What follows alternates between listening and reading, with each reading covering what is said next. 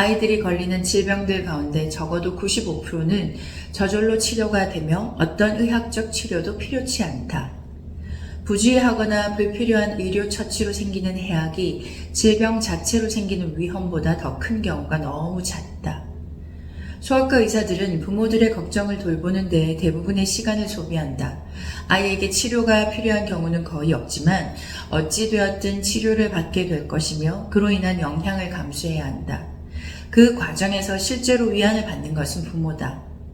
의사들은 대개의 부모가 아이에게 무언가 해줄 것을 요구한다고 또는 적어도 어떤 처치를 해주기를 원한다고 생각하고 있기 때문이다. 근심을 찬 부모에게 정말로 필요한 것은 안심시켜주는 것이며 그들의 아이에게는 정말로 아플 때에만 치료를 하면 된다. 대부분의 의사들은 부모들을 의미있게 안심시켜주는 데에 시간을 들이려 하지 않는다. 단순히 아이에게 처방전을 한 장 발행해주는 편이 훨씬 빠르고 손쉽기 때문이다. 자연의 법칙과 엄마들과 할머니들은 우리 주변에서 찾아볼 수 있는 최고의 의사다. 그들에게는 의사들이 보편적으로 가지고 있는 아이들의 몸이 스스로를 치료하려는 노력과 그렇게 할 수 있는 능력에 간섭해야 한다는 강박관념이 없기 때문이다. 소아과 의사들이 처방하는 약 가운데 적어도 90%는 불필요하며 그 약을 복용한 아이들은 값비싼 대가를 치르게 될 수도 있다. 모든 약은 본질적으로 독성을 가지고 있기 때문에 그 자체로 위험하다. 그 외에도 어린 시절에 처방약을 너무 많이 복용하게 되면 만병통치약이 있다는 환상을 갖게 될지도 모른다. 그러면 아이는 이후의 삶에서 부딪히는 정서적인 문제들에 대해서도 화학적인 해결책을 추구하게 될 수 있다. 아이들이 받는 수술 가운데 적어도 90%는 불필요하다. 환자는 수술 그 자체에 수반되는 위험뿐만 아니라 마취 또는 병원에서 생길 수 있는 감염의 위험을 쓸데없이 접하게 된다. 병원은 필연적으로 병균이 득실거리는 환경일 수밖에 없다. 대부분의 소아과 의사들은 영양과 양리학의 기본 원칙에 대한 교육을 거의 또는 전혀 받지 않는다. 의대에서는 이 과목들을 중요하게 가르치지 않는다. 식이요법이 건강에 미치는 영향과 처방하는 약의 부작용과 위험에 대한 의사의 무지 때문에 고통을 받는 것은 환자들이다. 부모들은 병원에 전화를 해야 할 시점이 언제인지 그리고 스스로 치료하려는 몸의 능력을 강화하기 위해서 의사의 간섭을 받지 않고 그들이 해줄 수 있는 일은 무엇인지 배워야 한다. 단순히 소아과 진료의 단점만을 기술하면서 의사를 피하고 아이들의 건강에 대해 당신이 더 큰 책임을 져야 한다고 주장한다면 부모인 당신에게 불공평한 짐을 지워주는 것이라는 점을 잘 안다. 당신 자신의 건강에 관한 문제에 부딪혔을 때는 이런 종류의 충고를 따를 수도 있을 것이다. 그러나 사랑하는 아이에 대해 의학적인 결정을 내릴 때 이런 충고를 받아들이는 것은 전혀 다른 문제다. 대부분의 소아 질환은 정상적인 신체 방어 시스템으로 치료가 가능하므로 일반적으로 아이가 정말로 필요로 하는 도움을 주는 데에는 당신이 가진 자연스러운 기술이 의사의 솜씨보다 오히려 바람직하다. 의학적 치료는 오히려 자연 방어 시스템의 방해가 될 수도 있다. 더욱이 아이에게 필요한 건강한 영양을 공급해주고 필요치 않은 음식을 가까이 하지 않도록 해준다면 당신은 아이가 병에 걸리지 않도록 도와주는 데에 1차적인 중요한 역할을 할 수 있다. 이 책의 목적은 당신이 아이를 건강하게 기르는 데 필요한 기술을 갈고 닦고 자신감을 얻을 수 있도록 필요한 정보를 주는 것이다. 진단을 위해 반드시 알아두어야 할 규칙. 규칙 1. 아이가 아파하지 않거나 아파 보이지 않거나 아픈 것처럼 행동하지 않는다면 아마도 아프지 않은 것이다. 규칙 2. 의사가 지시하는 치료의 잠재적인 신체적, 정서적 부작용을 아이가 접하기 전에 자연의 힘이 마법을 발휘할 충분한 시간을 두라. 인간의 몸은 스스로를 치료하는 데에 놀라운 능력을 발휘한다. 대개의 경우에 이 능력은 의학이 해줄 수 있는 일보다 훨씬 나은 일을 해준다. 게다가 부작용도 없다. 규칙 3.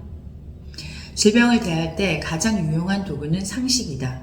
의사가 이 유용한 도구를 사용할 가능성은 당신보다 낮고 설사 사용한다고 하더라도 분명히 당신보다 더 잘하지 못할 것이다. 의대에서는 그런 것을 가르치지 않기 때문이다. 맞다. 드물긴 하지만 충분한 의학적 치료가 필수적인 중대한 질병도 분명히 존재한다. 그렇지만 아이들에게 그런 질병은 일반적인 것이 아니라 예외적인 경우다. 이때 제기되는 질문은 심각한 질병과 그렇지 않은 질병을 부모가 어떻게 구별할까라는 것일 터이다. 답은 이렇다. 부모가 그것을 항상 구별할 수 있지는 않다. 그리고 그 문제에 관한 한 의사도 마찬가지다. 하지만 당신이 이 책을 다 읽을 즈음이면 아이들이 겪는 대부분 질병의 심각성 여부를 판단하게 될 수 있을 것이고 미심쩍은 몇몇 한정된 사례들만 의사와 상의하면 될 것이다. 나는 의료 분야에서 진료하고 가르치면서 많은 의사들이 정말로 아픈 아이들을 치료하는 자격 있는 진료를 하는 동시에 아프지 않은 아이들을 치료하는 파렴치한 진료를 하는 모습도 지켜봐왔다. 이것은 의학 교육의 큰 결점이다. 아이들의 건강을 유지하는 문제에 관한 한 의대생들과 소아과 레지던트들은 거의 아는 것이 없다. 왜냐하면 그들이 받는 교육은 병원에 오는 사람이라면 누구든 치료가 필요하다는 전제에서부터 시작하기 때문이다. 의대에서 학생들은 석 달 동안 소아과 수업을 듣는다. 그 내용은 교과 과정이 짜여진 몇십 년 전쯤에는 중요했겠지만 지금은 실질적으로 거의 발생하지 않는 소아 질환에 관한 논의가 대부분이다. 의대생들은 면역에 관한 편향된 정보를 다량 흡수하면서도 약학에 대해서는 거의 배우지 않는다. 실제로 소아과 의사로서 진료를 하게 되면 온 도시에서 가장 열심히 일하는 마약상보다도 더 많이 아이들을 약물에 중독시키면서 말이다. 더 엄밀히 말하자면 일반적인 의대의 본과 과정에서 약학에 할애된 시간은 4년 동안 60시간뿐이다. 그 시간조차도 대부분은 관념적인 약학 이론에 관한 부적절한 정보를 흡수하는 데에 쓰인다. 결국 의사들이 환자에게 처방하는 약에 대해 알고 있는 지식의 대부분은 에둘러서 특파 부대라고 알려진 제약회사 영업사원 프로모터들에게서 배우는 것이다. 아이에게 장기적으로 가장 효과적인 건강보호책이 될 수 있는 모유 수유에 대해서도 젊은 의사들은 명백한 이유 때문에 이 근본적인 기능에 관심이나 경험이 거의 없는 남성 의사들에게서 배우게 된다. 모유 수유가 아이의 발달과 궁극적인 건강에 미치는 엄청난 영향에도 불구하고 의대에서 공부한 4년 동안 그에 관해서 내가 들었던 강의는 하나뿐이었다. 하지만 의대 교수님들이 잠들어 있는 동안에도 유아식을 제조하는 회사들은 완전히 깨어 있었다. 덕분에 나는 그 회사들이 공급하는 물밀듯이 쏟아져 들어오는 자료에 세뇌되었다. 학생들이 의대에서 실제로 배우는 것은 환자를 잘 돌보는 것만큼이나 사업적인 성공과도 연관이 있는 듯 보인다. 그들은 의사처럼 행동하고 전능해 보이는 외양을 가꾸고 그런 분위기를 발산해서 환자들에게 경배를 받도록 배운다. 그렇다면 소아과 레지던트 생활을 거치는 동안 의대의 부족함을 극복할 수 있을 것이라고 생각하는가? 그렇지 않다. 레지던트들은 그곳에서 입원한 환자들을 다루면서 닭 잡는 데 소 잡는 칼을 사용하라고 배운다. 위험한 진단 기술과 수술 그리고 여타 과격한 치료들이 강조되는데 그것이 병원에서 일상적으로 벌어지는 일이다. 레지던트들은 여전히 소아과 의사들이 돌보아야 할 대부분의 소아 질환을 다루는 데 필요한 경험은 거의 또는 전혀 얻지 못한다. 실제 개업을 한 후에도 그것이 간단한 질병에도 극적인 형태의 처치로 과잉 반응을 하는 강박 증상으로 변형된다. 당신이 계속해서 경계해야 할 위험이다. 이 책에서는 그런 위험에 대해서 더욱 자세하게 다루도록 할 것이다. 의사들은 처방하는 약에 대해 거의 연구하지 않는다. 환자에게 사용하기 전에 당장 쓸 치료법이나 약에 대한 검사 결과를 연구하는 의사는 정말 드물다. 일상적으로 많이 처방하는 약에 대해서 의문이 제기될 때조차도 대부분의 의사들은 거의 주의를 기울이지 않는다. 세상 물정을 잘 모르고 의대에서 배운 것을 그대로 믿었던 진료를 시작한 후 초기 몇 년 동안은 나 자신도 그런 죄를 지었다. 소아과 레지던트 생활을 거치는 동안 나는 편도선과 피부병, 머리의 버짐, 그리고 림프샘과 가슴샘 비대증을 치료할 때 엑스레이를 사용하라고 배웠다. 이런 치료가 장기적으로 어떤 결과를 낳을 것인지 고려해야 한다고 말해준 사람은 아무도 없었고 나 자신도 환자에게 미래에 어떤 손상을 초래할 수 있다는 생각은 하지 않았다. 그 시기 동안 나는 모든 것을 믿고 받아들였고 내 환자도 똑같기를 기대했다. 지금은 그렇게 행동한 것이 부끄럽고 이제는 새로운 모든 의학적인 유행을 의심의 눈으로 쳐다보게 되었다. 그 치료를 받은 환자 가운데 갑상선 암이 사실상 유행처럼 발병했던 것은 엑스레이에 책임이 있기 때문이다. 이미 생긴 손상은 아직까지도 매일 발견되고 있다. 더욱 비극적인 것은 비대해진 림프샘과 가슴샘의 경우 우리가 실제로 병이 아닌 증상을 치료했다는 사실이다. 림프샘과 가슴샘은 치료를 하지 않아도 자연스러운 과정을 거쳐서 결국 크기가 줄어든다.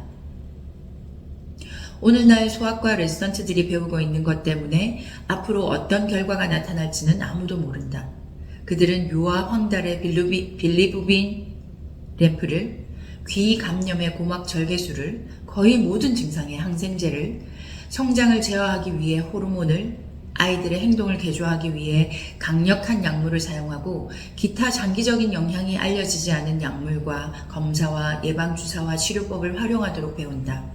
그 결과가 아직 완전하게 밝혀지진 않았지만 의학적 진보를 어지럽히는 이전에 일어났던 재앙들을 재검토한다면 많은 결과가 비극적이라는 사실을 확신할 수 있을 것이다. 나는 이 장에서 당신이 소아과 의사에게 가지고 있을 맹목적인 믿음에 대한 반대와 더불어 아이에게 정말로 필요하지 않은 치료를 받게 하는 것은 아이를 더욱 큰 위험에 노출시키는 실수일 수 있다는 점을 지적하고자 했다. 아이가 아플 때 의학적인 치료는 마지막 의지처가 되어야지 처음이 되어서는 안 된다. 당신이 따뜻한 애정으로 관심을 기울이고 상식과 당신의 기술을 활용하여 아이의 자연스러운 신체 방어 시스템을 강화시킨다면 아이들이 겪는 대부분의 질병을 충분히 물리칠 수 있다. 의대에서는 진단을 내리거나 치료를 할 때 영양이 가장 중요한 요소가 되는 경우가 종종 있다는 사실을 학생들에게 가르치기 위한 조치를 거의 아무것도 취하지 않았다. 결과적으로 의사들은 많은 소아질환들의 1차적인 발병 원인이 음식 알레르기라는 점과 적절한 영양이야말로 좋은 건강의 바탕이라는 사실을 모르는 채 진료를 시작한다.